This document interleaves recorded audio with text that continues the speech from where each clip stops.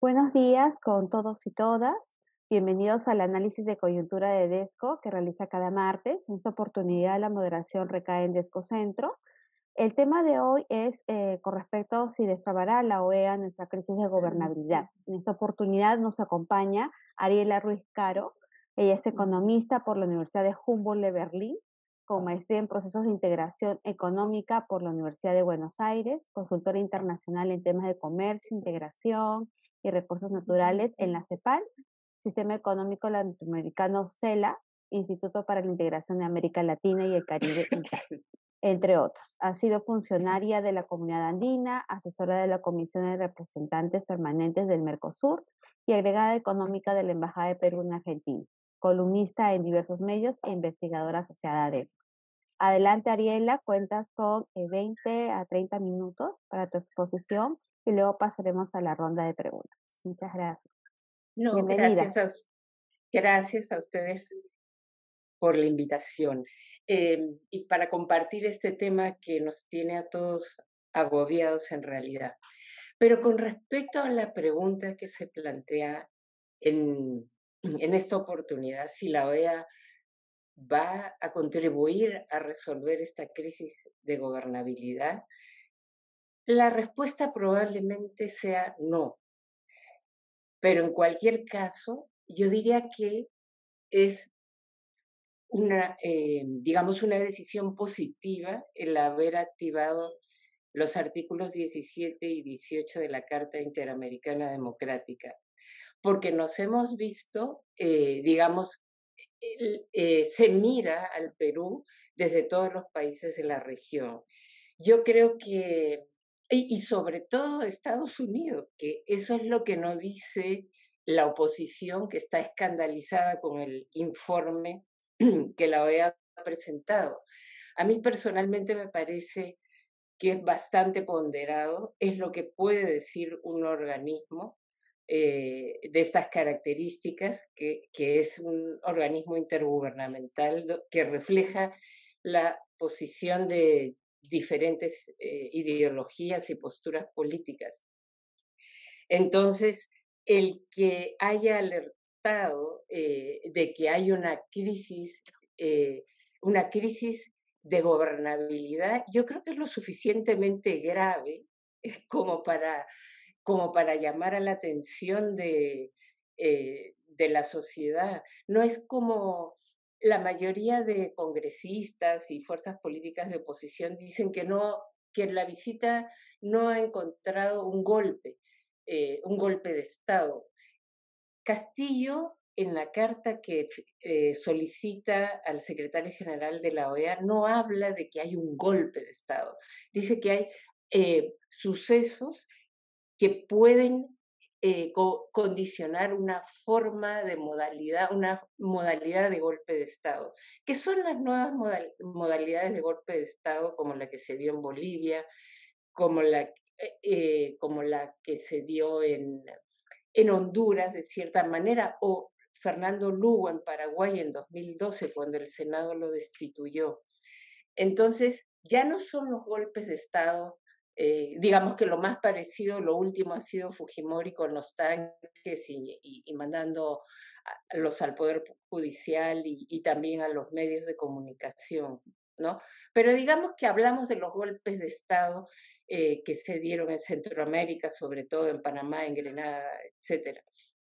Entonces, ya no son de esta forma. Y yo creo que lo que está pasando en el Perú es una suerte de acoso, una presión que no es posible, que impide la gobernabilidad y atender a los problemas tan acuciantes que tiene el país. Castillo evidentemente no da la talla para gobernar, ha nombrado a gente que no es la más capaz, eh, tiene fuertes indicios de corrupción, pero la OEA no ha mencionado los hechos de corrupción como reclama la oposición, ¿no? Sino que ha dicho que las investigaciones de la fiscalía, se entiende que por corrupción, deben continuar. Lo que no se puede es no cumplir con la Constitución. Y dice, es el Tribunal Constitucional el que debe zanjar en esta pugna que hay entre el Poder Ejecutivo y el Legislativo. Entonces, me parece que es una posición correcta. Y digamos que el Tribunal Constitucional no es tan ajeno a la ideología del Congreso, pero es lo que manda la Constitución. Entonces, el Tribunal Constitucional es el que zanja. Y eso me parece que es un punto muy interesante. Ahora, dicen, la OEA dice de propiciar el diálogo entre los sectores de oposición, entre los diversos sectores de la sociedad. Y la oposición dice, pero no dice cómo. El grave error es que no dice cómo. Es que no nos tienen que decir cómo. En primer lugar, este es un informe preliminar. Eh, yo me imagino que en el segundo informe, si es que a Castillo no lo hagan mañana, se dirá cómo, eh, cómo es que esto se puede instrumentar. En todo caso, probablemente podrían enviar alguna misión permanente, ¿no? Ahora, otra de las cosas, ¿cómo ha tomado la posición esto? ¿No? Digamos que tomo varios puntos y uno de ellos es que no, eh, no dicen cómo, ya lo dije, eh, que no hablan de la corrupción, que es un error de la OEA no atribuir esta, este desgobierno a la crisis que hay entre los poderes del Estado. No, digamos que no atribuyen la crisis a la corrupción. Eso es lo que dice el ex ministro Rodríguez Mackey, por ejemplo. No es posible que aquí se diga que los problemas son, por el conflicto de poderes y que sean, eh, y que sean, que no se menciona la corrupción. Entonces, yo no creo que el conflicto y la ingobernabilidad que existe en el Perú sea por sea por un tema eh, de corrupción, porque si no tendríamos que remontarnos a 3 décadas atrás, ¿no? Y no ha habido estas características de desgobierno que hay ahora. Entonces, evidentemente, lo que hay aquí es una crisis, como dice Almagro, una guerra civil entre los poderes del Estado. En eso estoy de acuerdo. Ahora, es interesante ver quiénes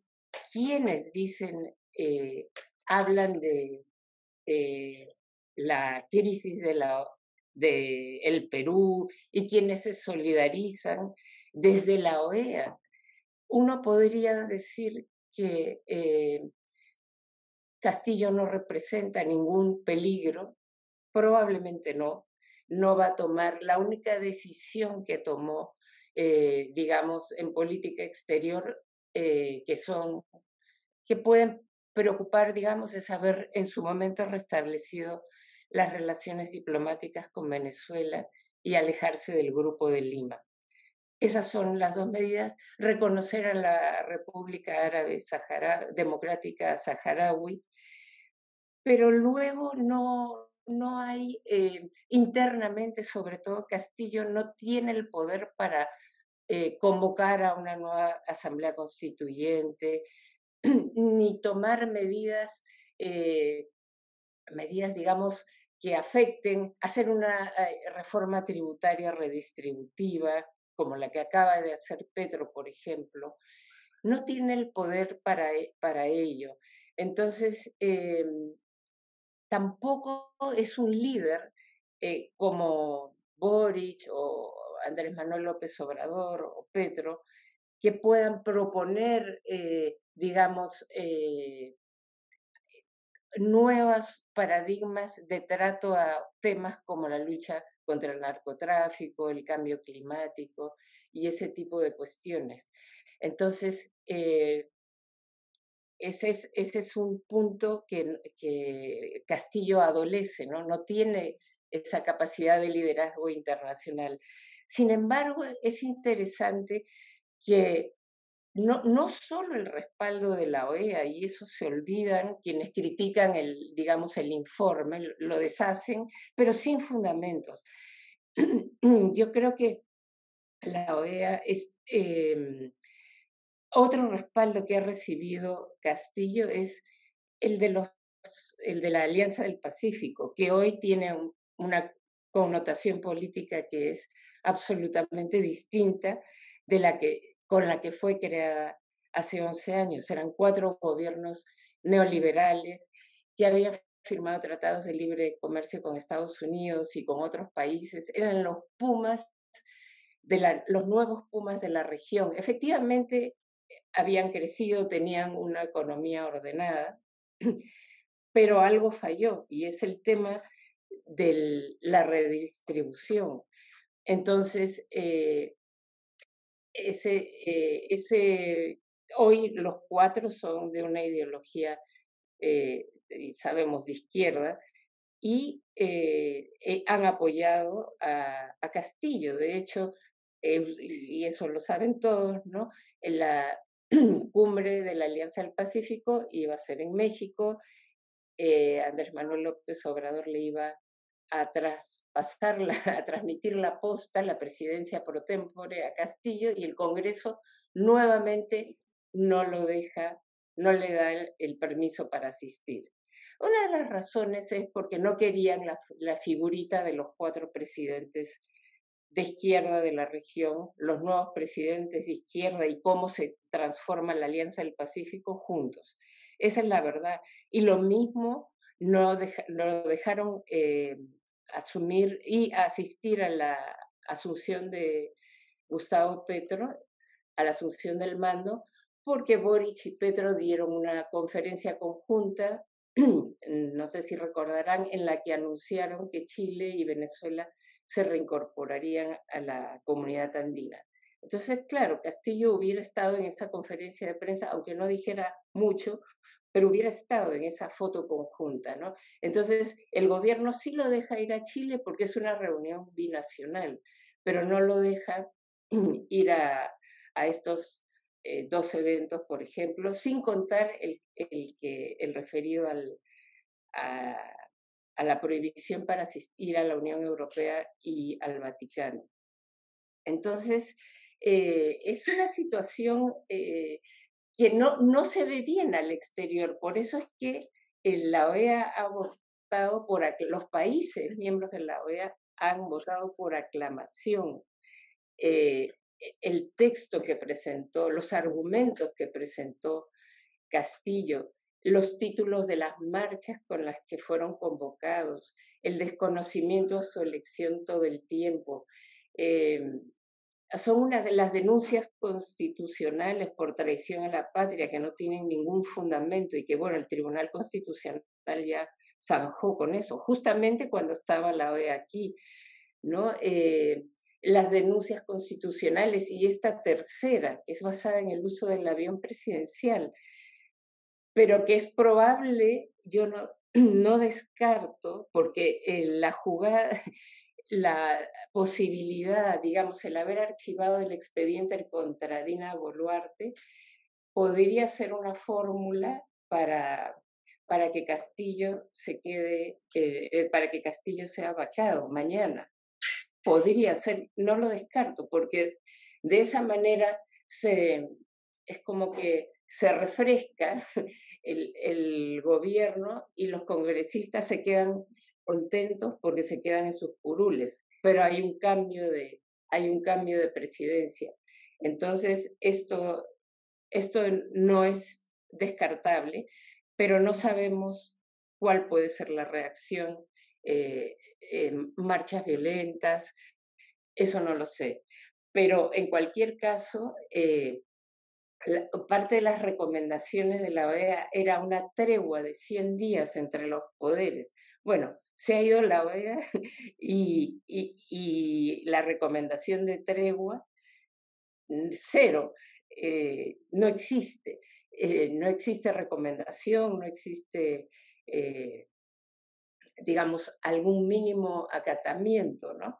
Entonces, es un enigma qué es lo que va a pasar mañana, pero lo cierto es que el informe de la OEA, como no gusta el reconocimiento de que efectivamente el gobierno de Castillo está siendo acosado, presionado, etcétera, pues entonces se invalida.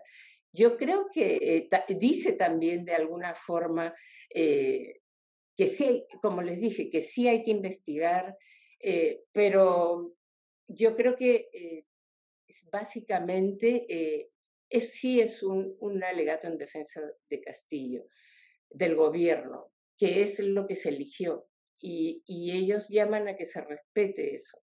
Y que en todo caso la salida de Castillo sea dentro del marco constitucional. Y bueno, vamos a ver mañana qué es lo que pasa.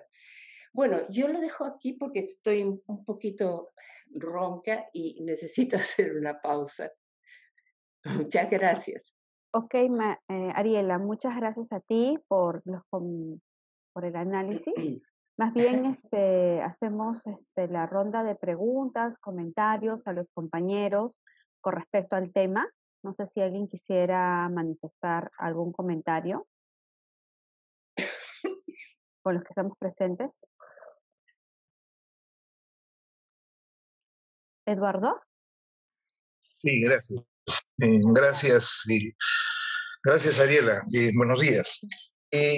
A ver, dos o tres comentarios y una pregunta, ¿no es cierto? El primer comentario, coincidiendo básicamente con tu evaluación del asunto, me da la impresión que la OEA no estaba convencida de ningún papel de mediación como consecuencia del viaje. Y es esto lo que explica la manera en la que se hace alusión al tema de corrupción, porque era claro que ese era el argumento que iban a usar los otros, dada la manera en la que es redactado el asunto.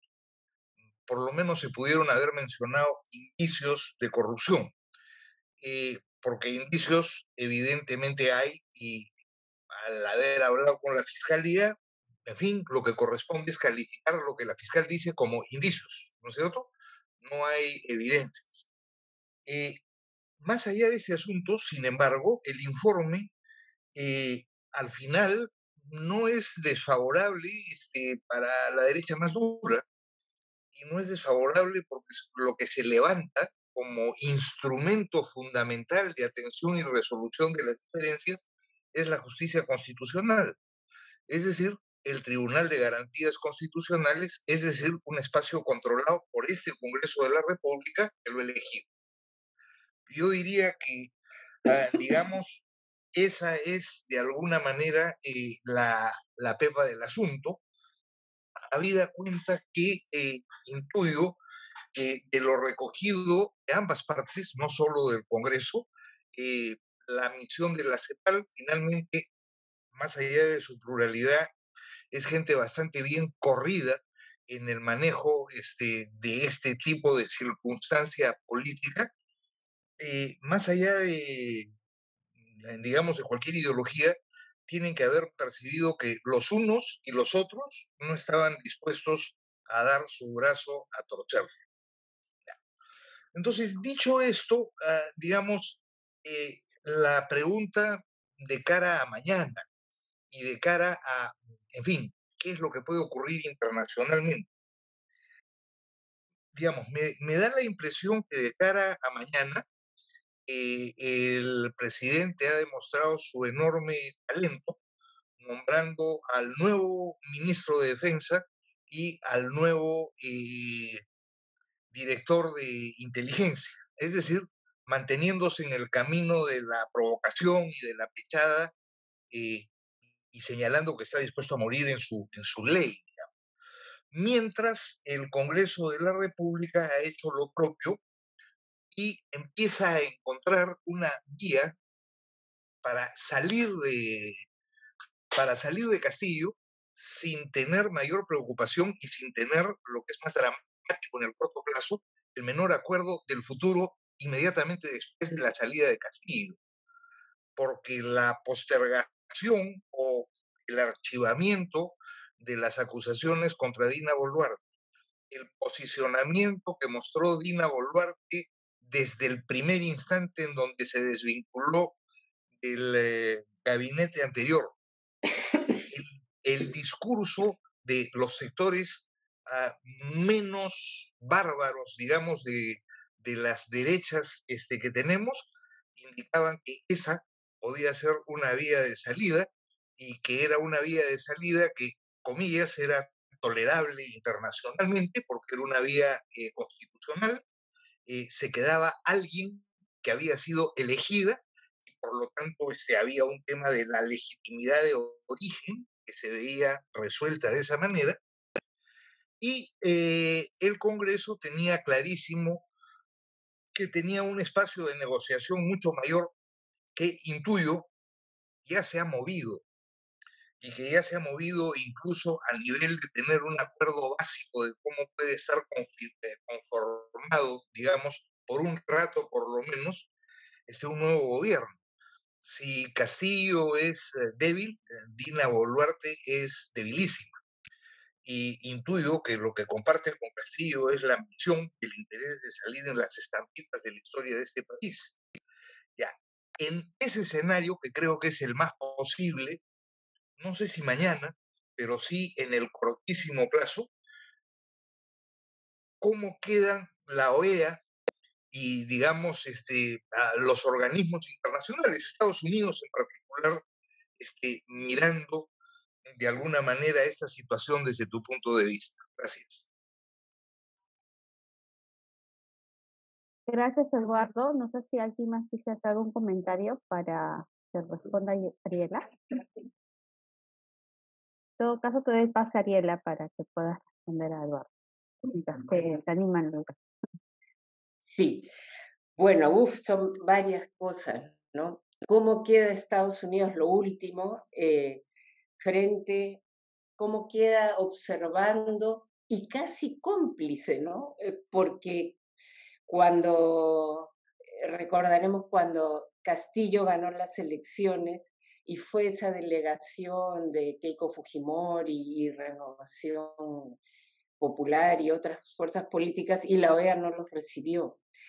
Y uno podría decir, bueno, no los recibió en ese momento, primero porque las elecciones eran limpias, pero también porque la OEA había sido cómplice del quiebre institucional en Bolivia.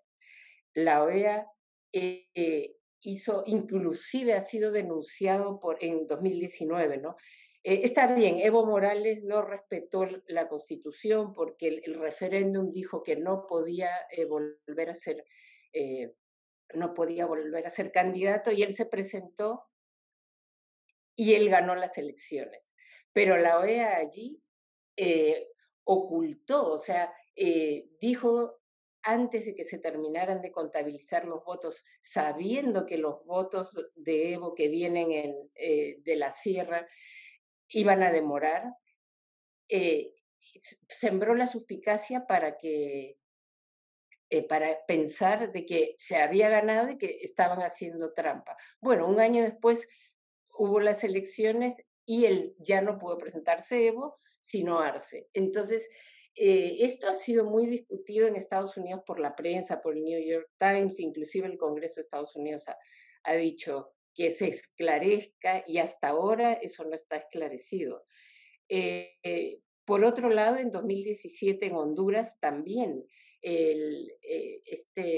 Orlando, el presidente de Honduras, no se me viene ahora a la mente, fue cuestionado porque fue el primer presidente que fue reelecto en Honduras y internamente se lo acusó de fraude. Pero México, de Peña Nieto, y Estados Unidos y Colombia rápidamente lo reconocieron y el tema quedó olvidado, ¿no? Entonces, la OEA tiene, no de las invasiones y de los golpes de Estado de siempre, sino estos casos recientes, ¿no? Eh, bueno, y tampoco la OEA dice nada cuando entra una horda de gente a tomar el Capitolio en Estados Unidos. También debería aplicarse la Carta Interamericana Democrática. Bueno, tiene un doble rasero, ¿no? Y bueno, en ese momento Biden estaba con el tema del fraude, entonces no iban a recibir y acoger ese pedido de, de, de fraude que acusaba a un presidente que se decía izquierdista. En ese momento no sabíamos que luego iba a ser un presidente corrupto o con indicios de corrupción, porque yo no soy juez, pero bueno, hay fuertes indicios de corrupción, eso es innegable, y que no ha sido un gobierno de amplia base con la gente más idónea, etcétera, etcétera. No, y no solo cómo queda Estados Unidos después de, de de esta eventual salida de Castillo, sino también cómo quedan AMLO, que lo ha defendido todo el tiempo, y cómo queda Boric, que en la reunión que han tenido ahora en Chile ha dicho que es humillante, que es indigno, que no lo dejen salir y que entonces vienen el 14 y se reúnen acá. Eh, y Petro, lo mismo, él no ha sido tan explícito en dar el apoyo, pero sí, él va a venir también. Entonces, es incómodo para algunos países, pero bueno, yo creo que toca defender la Constitución. Y como tú has dicho, la OEA ha señalado que las decisiones deben respetarse y el Tribunal Constitucional es el organismo que dirime entre los conflictos entre el poder ejecutivo y el legislativo. Y el Tribunal Constitucional sabemos quiénes lo han elegido y sabemos a quién sirve. Entonces, creo que la salida no es tan difícil, efectivamente.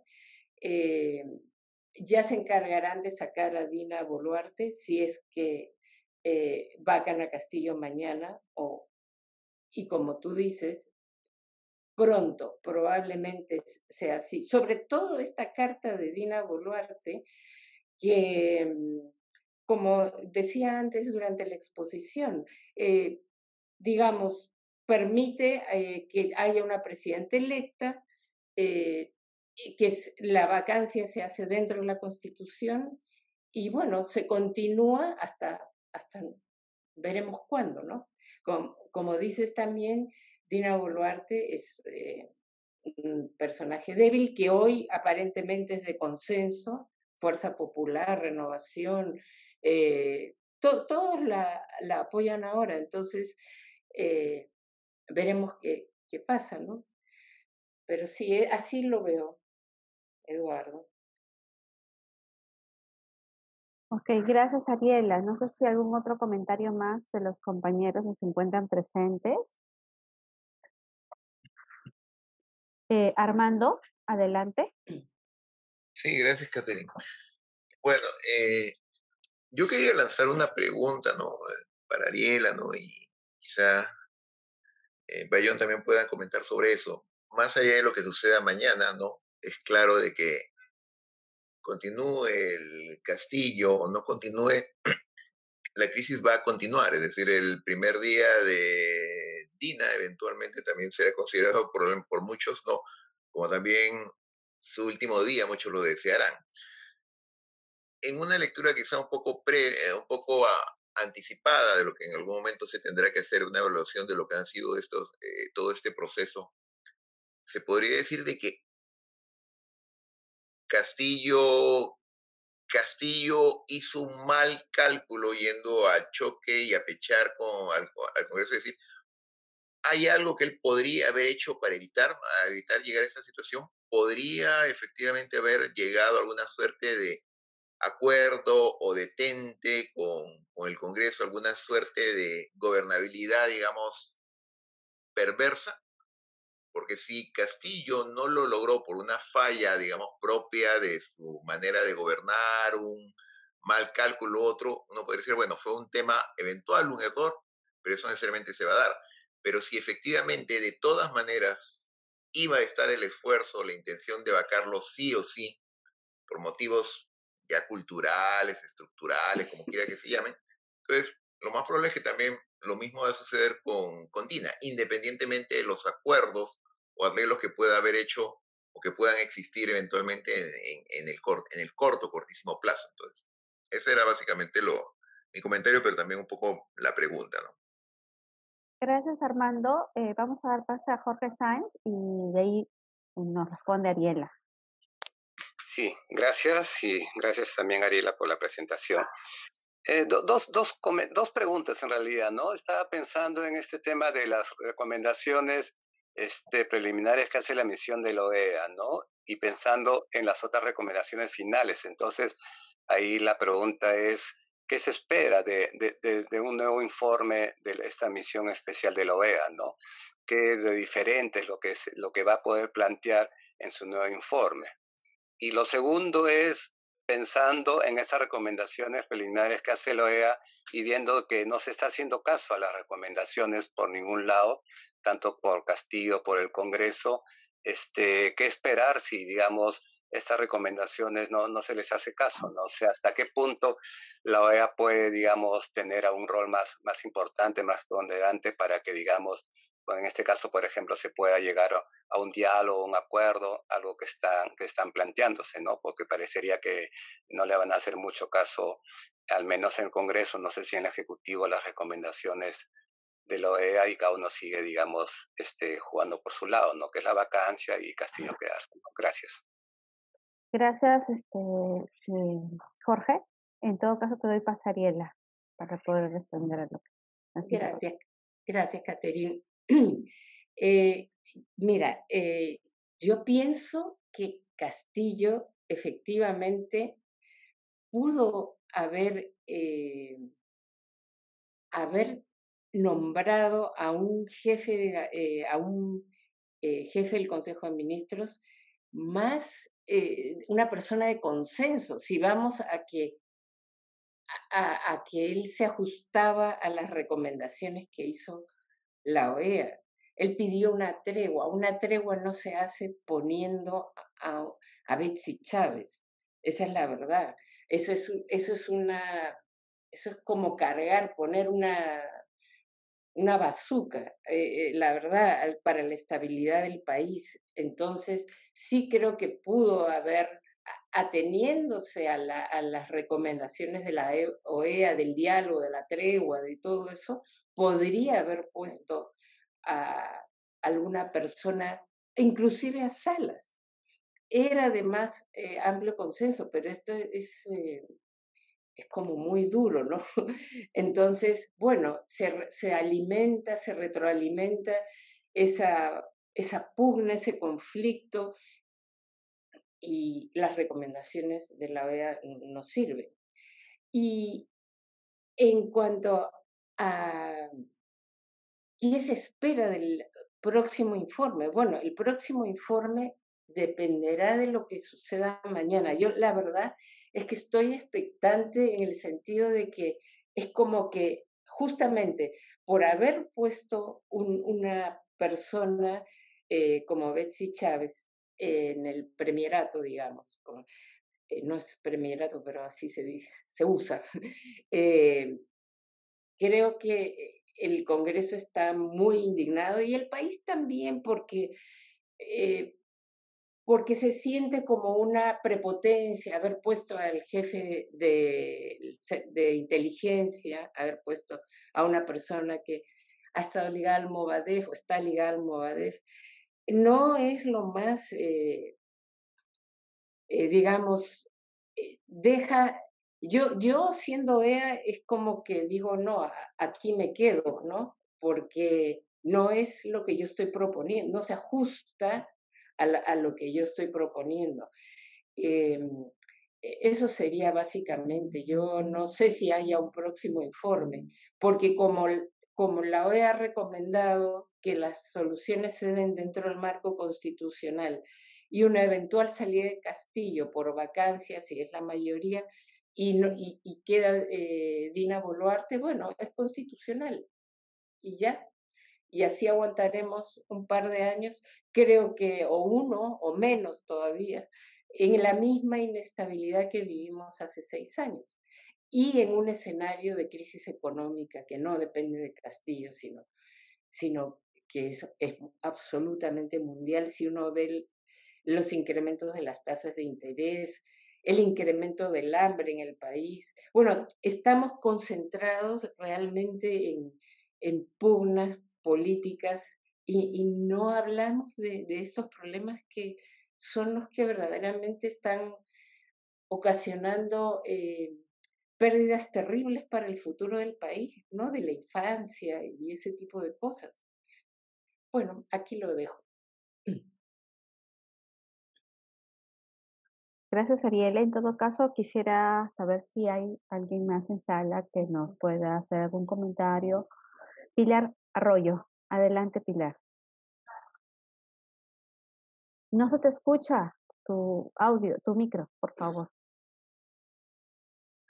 Ahora sí. Muchas gracias, Ariela. Siempre es interesante escuchar tus comentarios. Yo tenía la impresión, luego de leer el primer informe de la OEA, que en realidad es bastante favorable a Castillo. ¿Por qué? Primero, él había hablado de problemas de gobernabilidad. En su punto 1, la OEA habla de inestabilidad democrática. Otra forma de decir que ahí tenemos problemas. Y en su segundo punto habla de un ambiente altamente polarizado. Entonces creo que ahí, digamos, como que le da la razón que hay problemas, ¿no?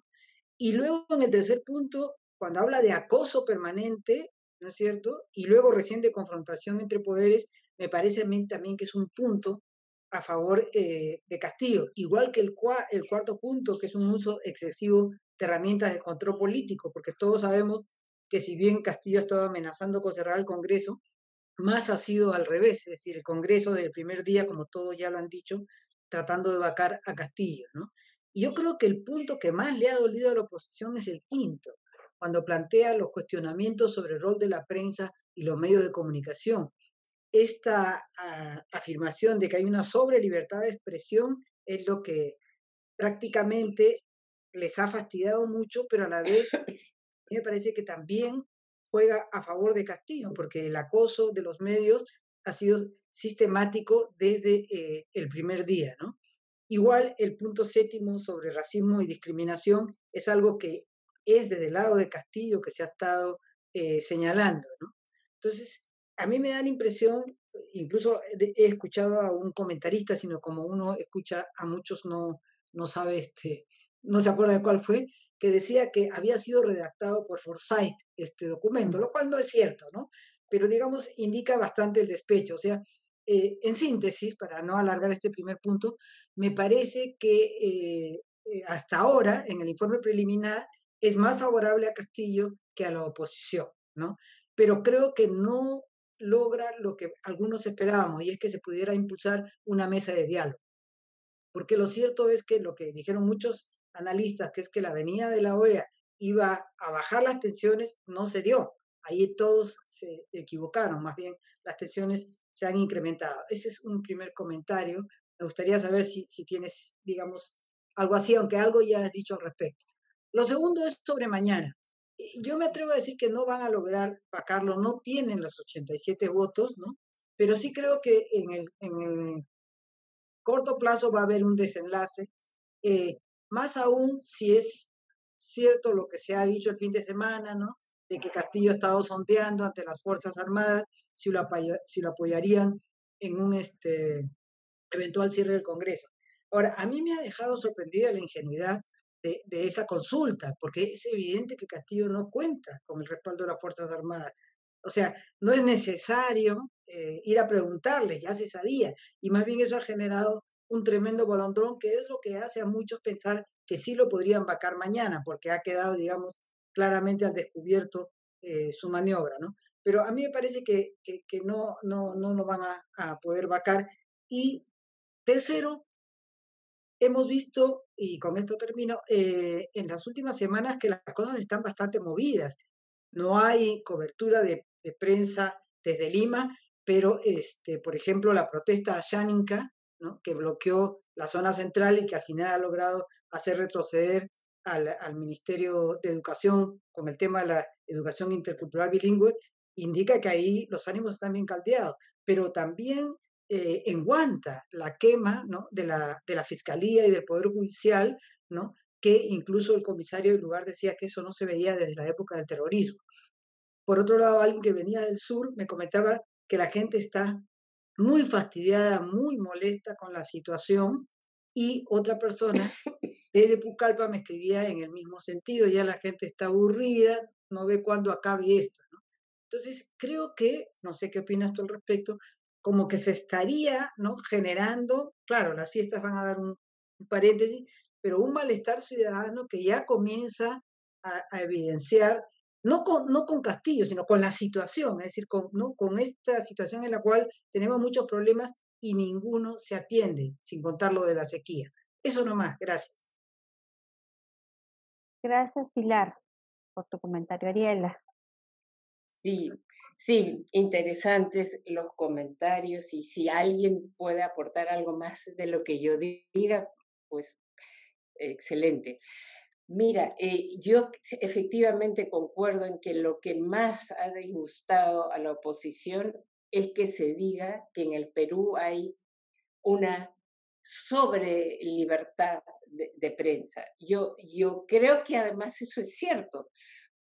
Habrán hechos esporádicos de, digamos, de algún maltrato a algunos periodistas, sí lo hemos visto, pero no se puede decir que en el Perú hay una sistemática, digamos, acoso a la prensa. Aquí yo sí coincido en que existe un libertinaje de prensa, o sea, todo el mundo dice lo que quiere, y un canal como Willax, por ejemplo, que te arma golpes militares, que dice, o sea, con una irresponsabilidad desde cuando, no solo con Castillo, con Sagasti, o sea, que una sociedad se permita que vaya un señor Bustamante a decir que las vacunas chinas son, ¿cómo decía?, agua destilada, y que eso genere muerte, porque al final muchos médicos creían que era cierto, y es increíble eso, porque las vacunas chinas, las primeras fueron para los médicos,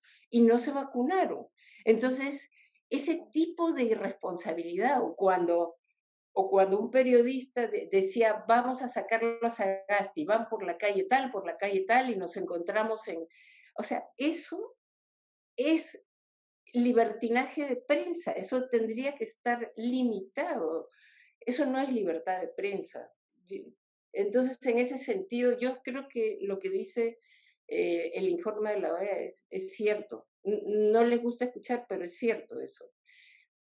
Después, el otro punto del racismo. Quizás no es cierto que Castillo se victimiza y todo eso con el tema del racismo, pero que eso existe, y que digamos, muchas de las, eh, ya no es una cuestión de fondo, sino las burlas. Eso es cierto también, lo que dice ese informe. Eh, en eso yo coincido con el informe de la OEA. Eh, Luego, no, se me ha olvidado la otra pregunta, es que estoy un poco aficionada. La otra pregunta, ¿cuál era? Sobre el desenlace de mañana, que yo digo que no lo van a vacar. ¿Qué opinas sobre eso? Es como una bola de cristal, pero yo creo que sí existe la posibilidad, porque es la salida, es una salida para los congresistas que no quieren perder sus curules. Esta es una de las razones por las que no han vacado a Castillo, ¿no? Una de las razones, digamos, ¿no? Entonces, si se quedan, pero en todo caso no va a pasar mucho tiempo para que ello ocurra.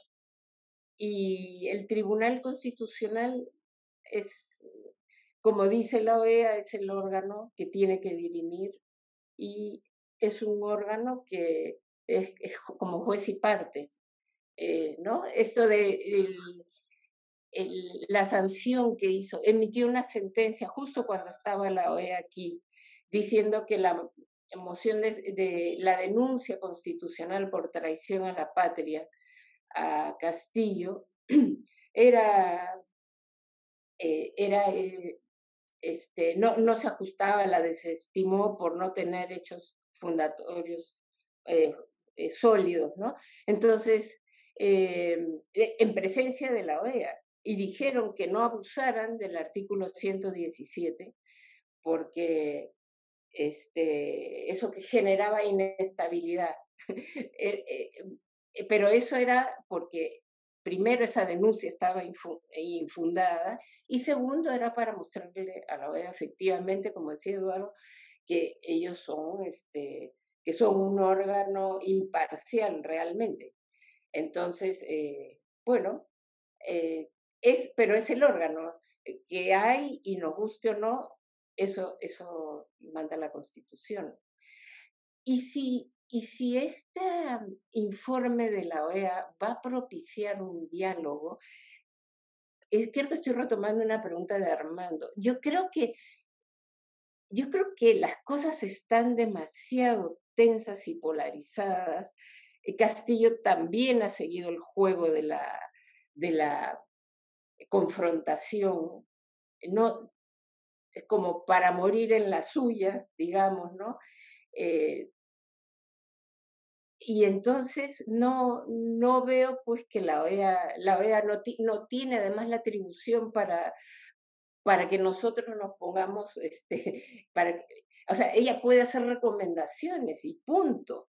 Podría mandar a una misión, dependiendo de cómo sea el informe, el segundo informe. Podría mandar una misión permanente o algo al estilo de lo que se hizo el 2001.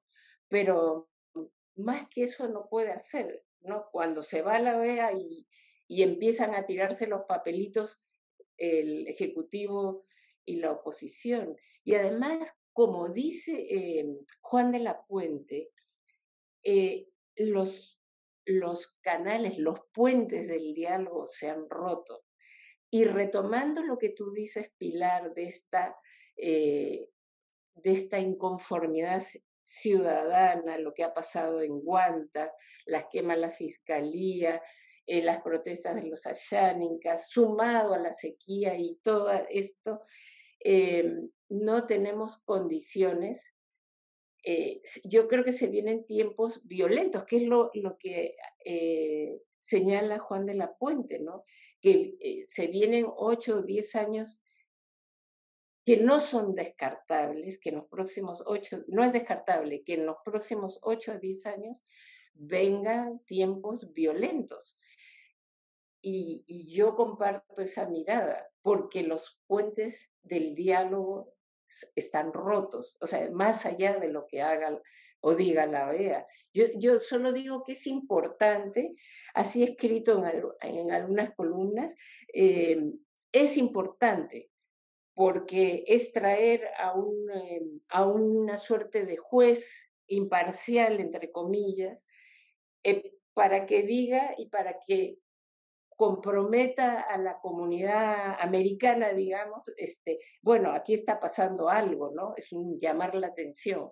Y en ese sentido, me parece que es correcto haber llamado a la OEA, y me parece, como ya lo dije varias veces, que el informe es bastante correcto, puede tener algunas fallas, habrá que ver el informe final, pero creo que refleja lo que está pasando en su gran mayoría de puntos, ¿no? De lo que señala. Eso es.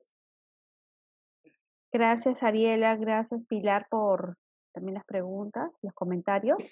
¿Alguien más que quisiera hacer algún comentario final o complementario a lo mencionado por Ariela? Yo quisiera hacer un Mario. comentario. Sí, gracias. Adelante, Mario. En este contexto y en lo que significa el Grupo del Pacífico y las perspectivas de un grupo que nació orientado hacia un lado y ahora está orientado hacia el otro por los cambios presidenciales ocurridos en los países, como sabemos, ¿puede tener algún juego esta reunión del 14 que está prevista en el Perú? Eso es lo que quería preguntar. Gracias. Sí, definitivamente es en la línea de la OEA, Mario. Yo diría que es un espaldarazo para Castillo. Un espaldarazo legítimamente ganado en el sentido de que fue una torpeza enorme del Congreso no autorizar ese viaje y todos los otros que no ha autorizado, porque eso es, yo no sé si llamarlo anticonstitucional, pero es impedirle ejercer la política exterior, porque el presidente es el jefe de la política exterior, dirige la política exterior, entonces no lo dejan ir a una reunión de presidentes de la Alianza del Pacífico. ¿Por qué? Porque no quieren tomarse la foto.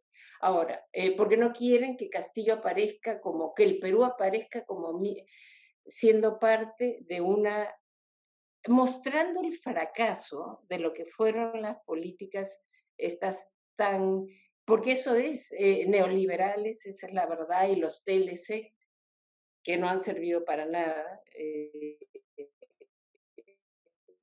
esa es mi opinión, que han generado, digamos, riqueza y servicios en la educación y en la salud de primer mundo para unos, pero para otros, para la mayoría, y la prueba es que somos el país con mayor número de muertes en relación a la población con el COVID, ¿no? Entonces, y con distintos fenómenos, pero lo mismo ha pasado en Colombia, en Chile, en México.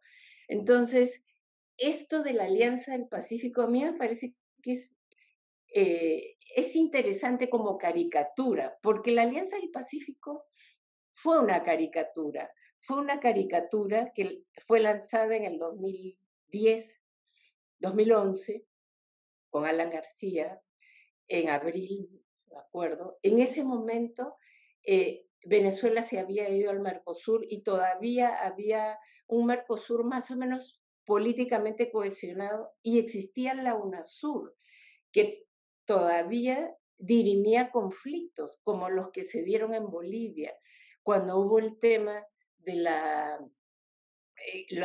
intenciones de Santa Cruz de dividirse. Ese fue un conflicto grande. Se reunieron los presidentes de la UNASUR y zanjaron en ese conflicto que hubo en Bolivia. Luego hubo una revuelta policial en Ecuador, con Correa todavía, y allí otra vez activaron la UNASUR y la UNASUR zanjó y resolvió el tema.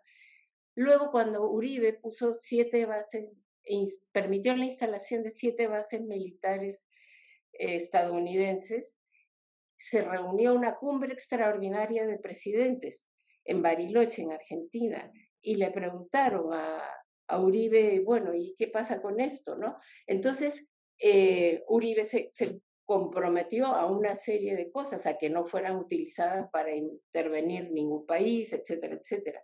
En ese momento estaba Chávez de presidente, entonces, claro, esa filtración de la noticia de las 7 bases militares la llevó Chávez, la colocó en la UNASUR. Entonces, allí, en ese contexto de una UNASUR que funcionaba y un Mercosur que era, digamos, más cohesionado políticamente, y surge la Alianza del Pacífico. Pero eso no surge, surge como para mostrar la caricatura, ¿no? Nosotros somos los países que firmamos tratados de libre comercio con Estados Unidos, los 4 y con la Unión Europea, y nos abrimos, y propiedad intelectual y compras gubernamentales y todo eso. Y entonces eran la niña bonita, todos, digamos, son 4 miembros y unos 50 países observadores. Muchos de ellos pugnaban, yo quiero Singapur, Corea del Sur, Ecuador, que hasta ahora pugnan por entrar allí, pero bueno, 10 años después, la Alianza del Pacífico es, o sea, es como que vas a festejar con listones negros, ¿no? Pero bueno, ¿cuál es la importancia de que se haga la cumbre aquí? Yo creo que es un respaldo a Castillo, eso no cabe ninguna duda, ¿no? Porque otra cosa interesante es que en enero de este año se hizo una cumbre presidencial de la Alianza del Pacífico en Colombia. Y Iván Duque tenía la presidencia pro tempore y se la tenía que dar a AMLO. Y AMLO no fue, mandó a su canciller, de tal manera que esto de decir de que podrían haber mandado al canciller, digamos, ¿no? Pero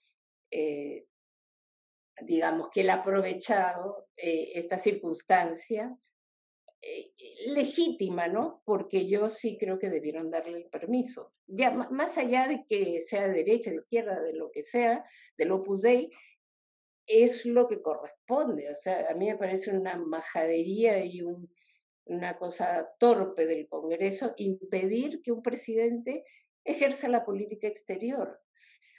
O sea, el Congreso es terriblemente agresivo. Cuando Castillo fue a la Asamblea General de las Naciones Unidas y dio un discurso que podrá gustar o no, pero esa es la política exterior que los peruanos eligieron. Entonces, no puede ser que llamen al canciller para interpelarlo. Además, con una ignorancia, el comité, ¿cómo se llama? El Comité de Relaciones Exteriores, lo criticaron porque apoyó a Argentina en su reivindicación de las Malvinas, también por reconocer a la República Árabe Democrática Saharaui, y por una serie de cosas que realmente eran, uno decía, pero ¿qué es lo que se puede cuestionar de ese discurso que dio?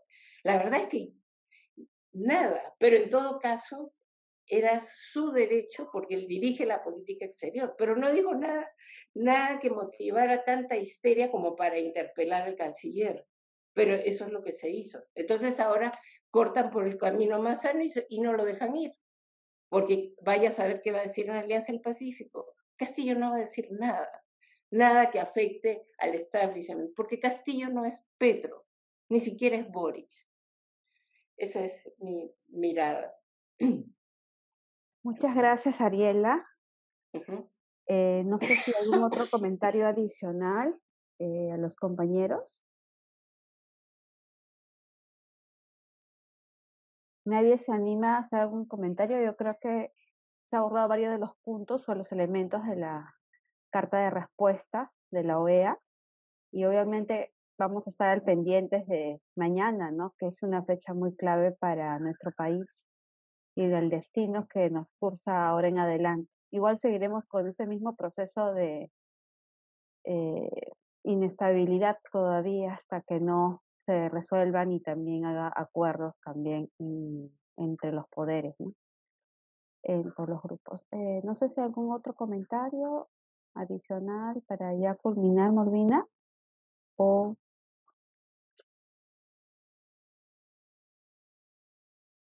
Tal vez podríamos hacer así. algunos comentarios.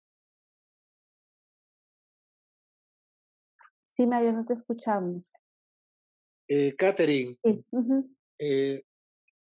decía que de repente podríamos hacer algunos comentarios sobre la votación de mañana, Sí, porque sí, es algo muy importante. es un tema de coyuntura, sí. es un tema de coyuntura sobre todo, Uh-huh. y cabe hacer algunas apreciaciones.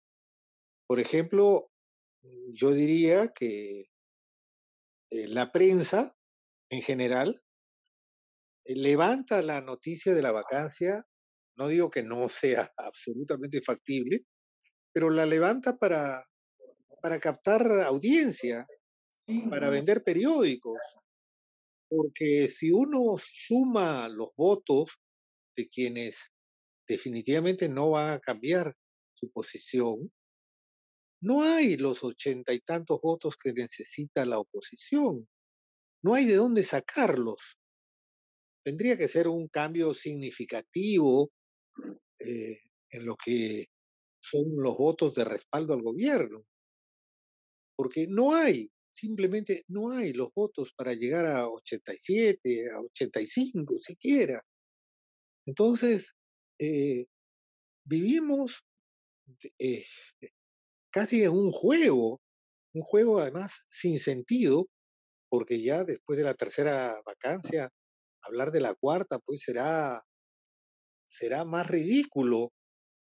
Y en general creo que la ciudadanía no está interesada en este tema, lo cual genera, para mi perspectiva, para mi manera de ver, un problema muy serio, que es el problema de la falta de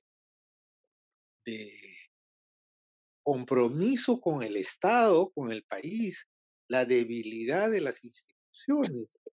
Hoy día tendríamos que estar preocupadísimos con el problema, tendríamos que estar muy preocupados con el problema de la sequía, y de la sequía casi no se habla, y es una sequía equivalente a la que hubo hace 50 años, porque gran parte de las tierras de la agricultura, sobre todo el sur del Perú, son tierras de secano, es decir, tierras que sirven para el labrantío si es que hay lluvias. Entonces, eso más bien descalifica grandemente tanto al legislativo como al ejecutivo. Y claro, ya es absolutamente redundante hablar de quienes son nuestras autoridades, yo no digo representantes formales, sí, pero no reales. Entonces, la pregunta es la que se hace Juan de la Puente, ¿no? Si es que tanto el Ejecutivo como el Legislativo lo que están es juntando la leña para una enorme fogata que se viene en los próximos años por esta crisis de desatención, de falta de gobernabilidad, de normas legales, de acciones del Ejecutivo, de una selección mínima de personas con capacidad de gestión en el país. Y el otro tema que me parece que podríamos conversar es el de los resultados de las elecciones en los gobiernos regionales, estas últimas elecciones, qué han significado y qué proyecciones ahora que tenemos cerrado la elección de todos los gobernadores, eh, qué perspectiva vemos en lo que puede ser la gestión de esos gobiernos regionales en el interior del país. Eso es lo que yo quería decir un poco como una colita al tema de Ariela, que es un tema muy importante, pero que más o menos lo hemos redondeado, ¿no? Gracias. Gracias, Mario. ¿Algún otro comentario con respecto? Me parece muy importante tocar este tema porque mañana es una fecha muy crucial con respecto al destino. A ver, Jorge y luego Eduardo. Sí, algo cortito. Sí. Gracias, algo cortito. Sí, estaba pensando en eso, estaba pensando sobre todo en el tema de la gobernabilidad y sobre todo qué pasa después de mañana, ¿no? Digamos, no lo vacan a Castillo, pero digamos las tensiones van a seguir. Y también estaba pensando en este tema de la elección de los nuevos gobernadores y parece que hay una gobernadora regional.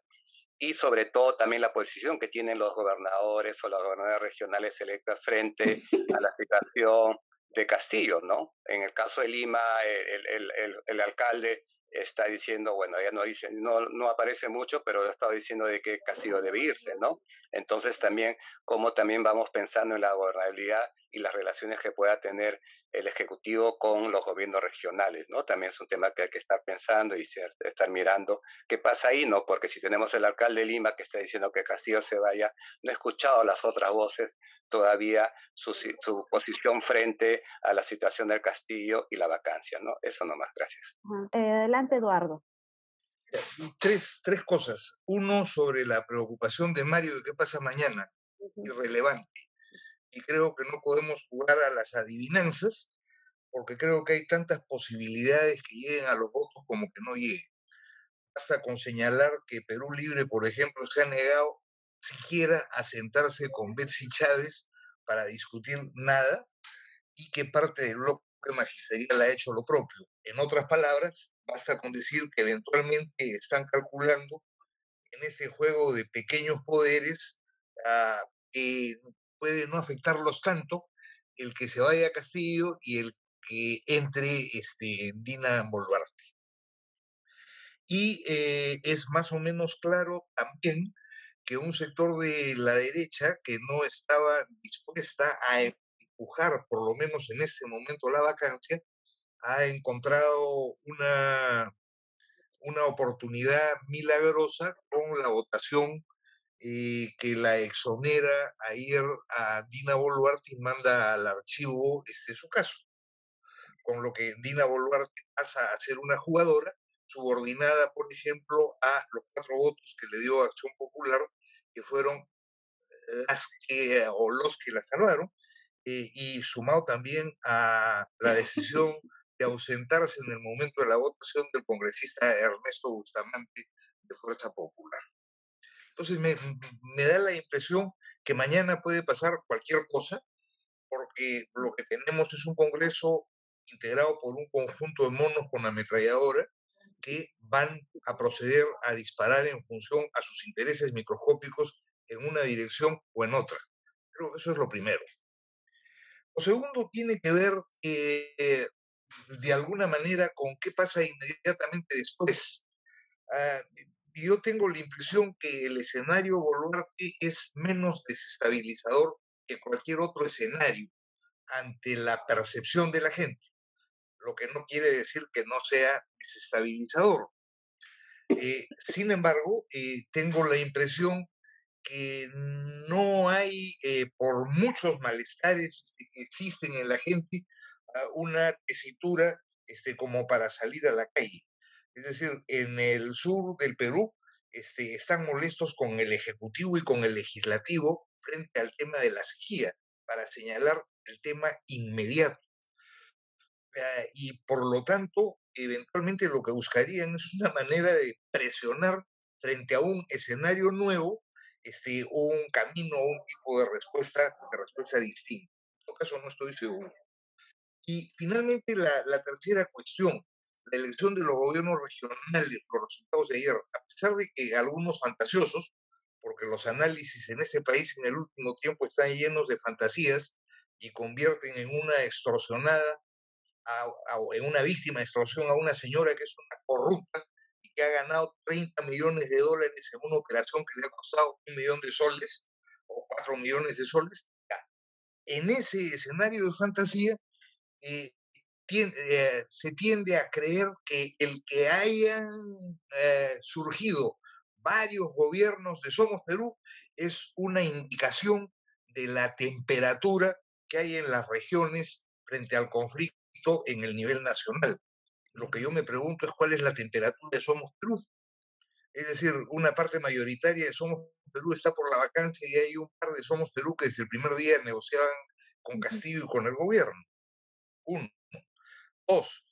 De las 9 regiones en donde han habido resultados, en 6, en las encuestas regionales que habían de la primera vuelta, quienes han ganado en la segunda vuelta encabezaban los resultados.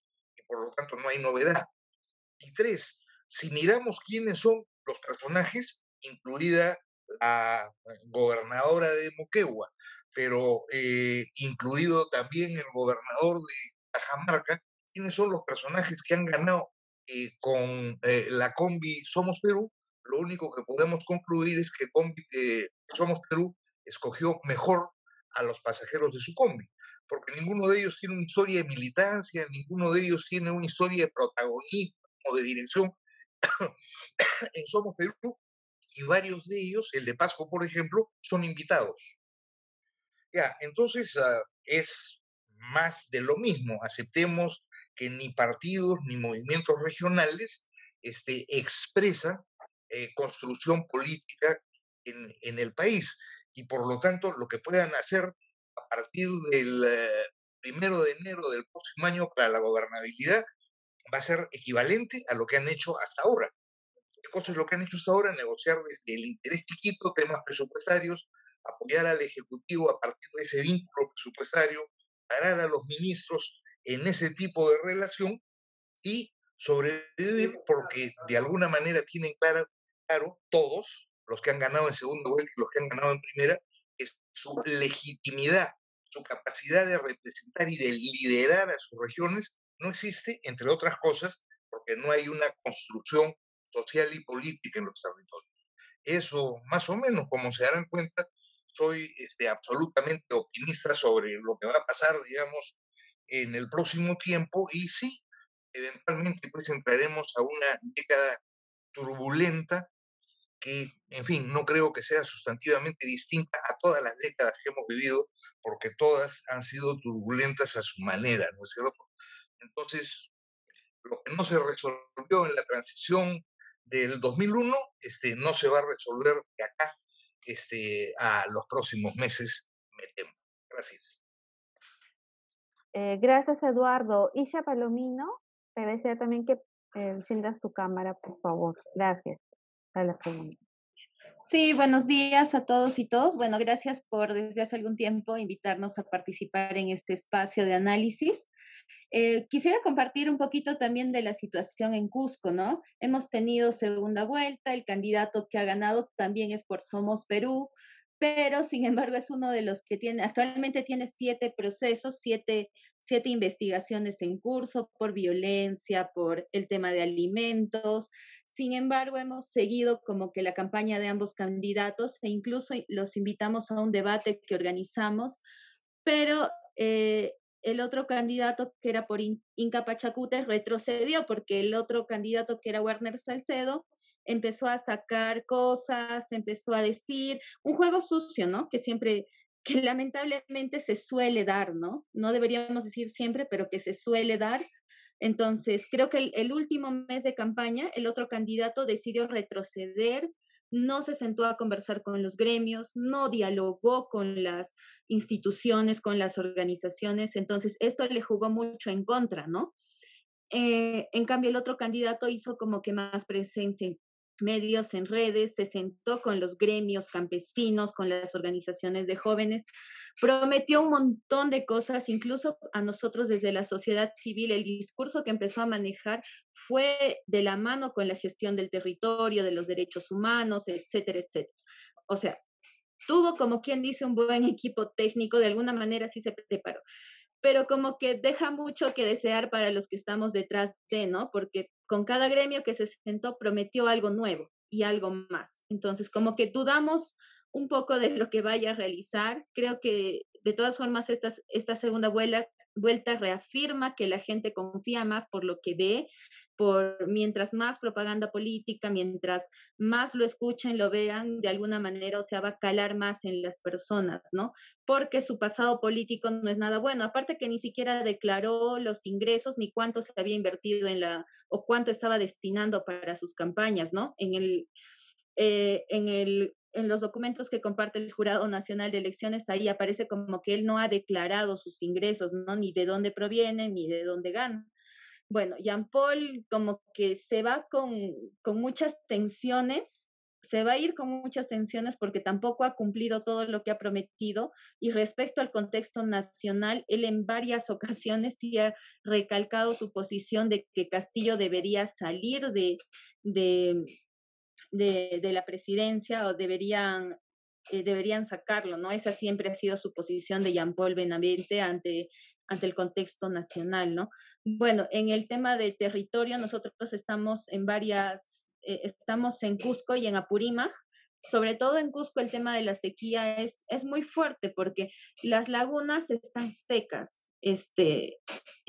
los pisos están súper quebrados, no hay forma, o sea, la campaña ya se ha perdido. Los únicos terrenos que tienen cultivos son aquellos que han tenido acceso a riego por aspersión. Entonces eso también como que deja mucho que desear y para seguir interpelando al gobierno, ¿no? En Apurímac hay agua, pero no hay sistemas y no hay infraestructura de riego para los terrenos.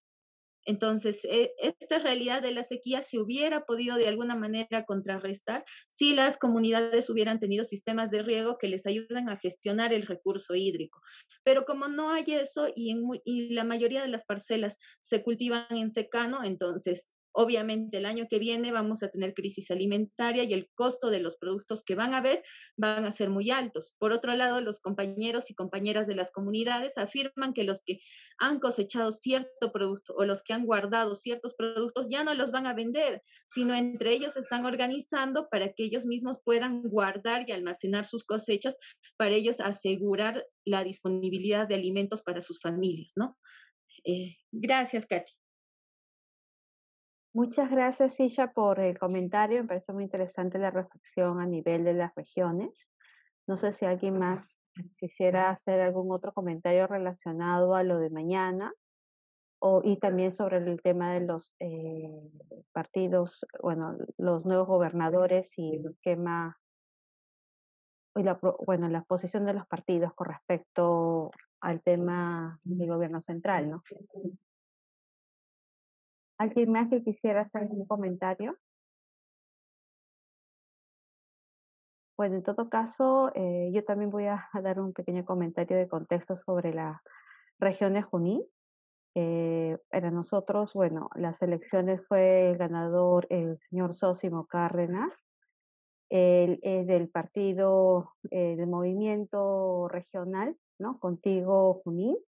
Y bueno, en este caso existe un poco la predisposición de trabajar un poco más abierto. Hemos tenido también por parte de Escocentros otros acercamientos en reuniones y también la posición con respecto a la composición de los gobernadores también fuertemente son 6 mujeres consejeras. Hemos tratado de acercarnos para ver el tema de los trabajos que venimos relacionando con los grupos de mujeres allá en la región de Junín. Con respecto al esquema también de el tema agrario, obviamente sí, también hemos analizado internamente entre nosotros al interno en Descocentro con respecto a la situación, ¿no? Agrícola y también del cambio climático que está afectando todo el proceso de los sistemas alimentarios, ¿no? Especialmente en Huancayo y también en Huancavelica, ¿no? Que también nos complica un poco la situación para el 2023 con respecto a la disponibilidad de alimentos, no solamente a nivel de la región, sino también a nivel nacional. Recuerda que Junín, Huancavelica son proveedores de alimentos básicos para Lima, por ejemplo, ¿no? Y en ese sentido, obviamente, hay la preocupación y también la alta tasa, bueno, los costos elevados con respecto al tema de la canasta básica familiar, obviamente que viene afectando, impactando a las poblaciones menos favorecidas y obviamente creando otros problemas sociales. Un poco para mencionarlos, no sé si alguien más quisiera dar algún otro comentario, sino ya para ir cerrando la sesión del día de hoy.